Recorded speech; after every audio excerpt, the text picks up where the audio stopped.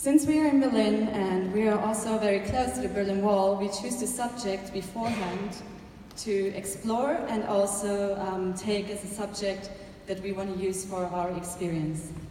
Why did we choose the wall? So the wall gave us the possibility, still being partially physically here, to create authentic material that we can use in our VR experience, and also we had the chance to talk to some witnesses who experienced the Berlin Wall firsthand and who either escaped or helped other people escape from east to west.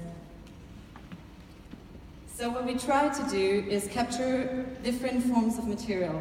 So VR is an empathy machine, and we wanted to capture the moments in which the people and the witnesses tell us their stories firsthand, and we decided on volumetric capture to achieve that.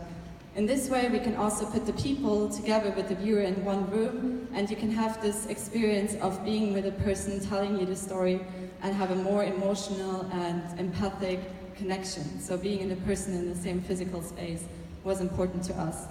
On the other hand, it was really important for us to catch the historical sides. So we used, for example, in this image that you see, we used drones to capture aerial footage, and then we stitched it together and got some point clouds out of it. We also used a technology which is called the Matterport. Maybe some of you have seen it. It's a big black box on a tripod, and it lets you capture really realistic 3D surroundings. So we wanted to bring those two together, but of course the stories that the people gave us were the foundation of our work that we gathered the material for. Then we also asked ourselves, how can we explore the stories which are not always linear and run rather in parallel and give the user freedom to choose which story they want to explore. For this, we had 12 hours of footage, which is incredible, and we had to bring it down into a kind of matrix that's easy to understand. So we defined the key narrative points for each story that overlaps. So for example, there was always a motivation. Why do I want to help? Why do I want to escape? There's a preparation part where people tell us about the methods, and then we go into the execution, arriving on the other side, and then there's always something that happens afterwards. And then we had our participants, which are on the y-axis, and we want the user to jump between those different boxes, really. The boxes which are highlighted, which are a bit more brighter, are the key narratives that we identified. Since this is a kind of hackathon format, we didn't have time to jump in all the different narratives. So we came up with a concept and a name which is we, so we together, but also coming from the west and east and being divided by the wall. But it is the word of us, the people, together. And this is one experience that we want to show you and that you can later also experience.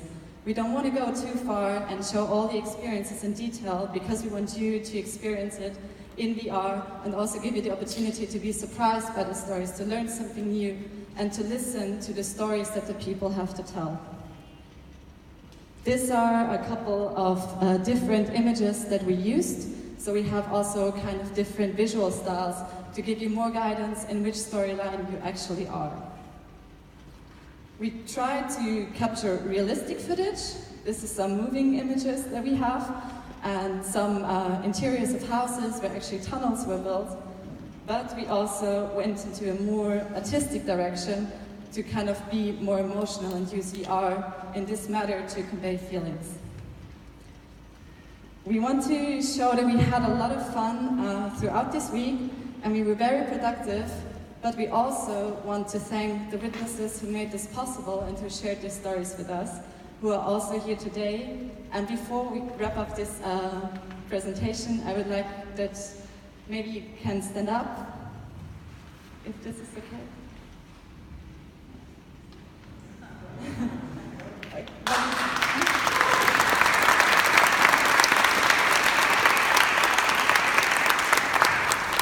Thank you so much for your stories and your inspiration, and thank you for the lovely week.